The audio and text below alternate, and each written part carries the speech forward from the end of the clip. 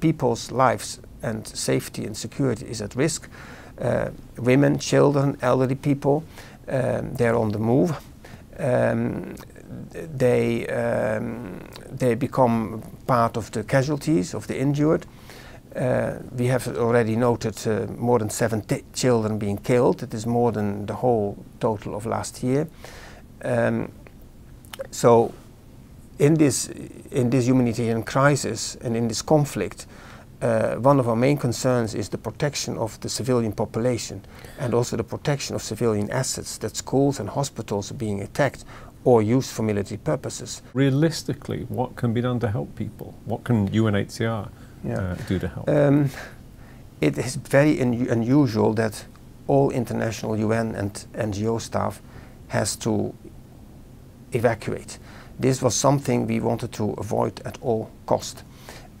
We've tried to stay with a humanitarian team until the very last end, which I had to coordinate, but the security and safety of us humanitarian workers was no longer guaranteed.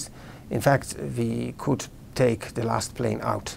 Organisations like UNHCR maintain stocks in the country, particularly for these hundreds of thousands of people you're trying to help. What is the state of them? Do you still have them? The roads to Sana, to the north of the country, are blocked. We can no longer easily transport. All this to say that we need more stocks in the country. We, not only UNHCR, many of the UN agencies, UNICEF, WHO. So at the moment we are putting a lot of our efforts into assuring that stocks can be and supplies can be brought in the country either by plane or by boat. And this is a very complex undertaking, because if we want to bring planes, we need to have the airspace secured and cleared. We need to have air carriers who are willing to bring the cargoes. We also want to bring stocks by boat, food aid for instance. We need to get permission to dock in the ports.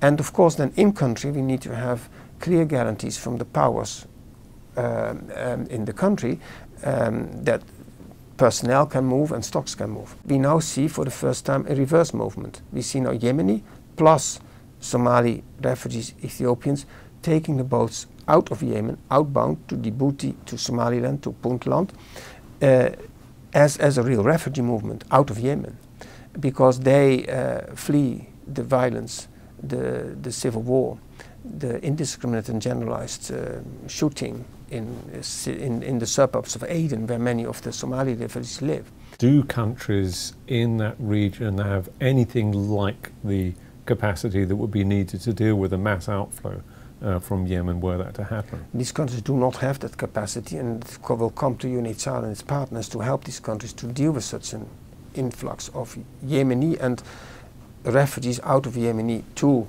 the countries in the Horn of Africa. It will be a huge challenge for UNHCR if it would come to the tens of thousands of Somali returning to Somalia, Yemeni coming to Djibouti, to help these countries to host, to assist these Yemeni.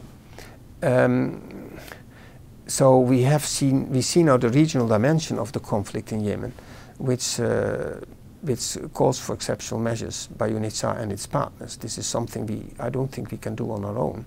We need a regional coordination amongst these countries, how they deal with such a refugee problem.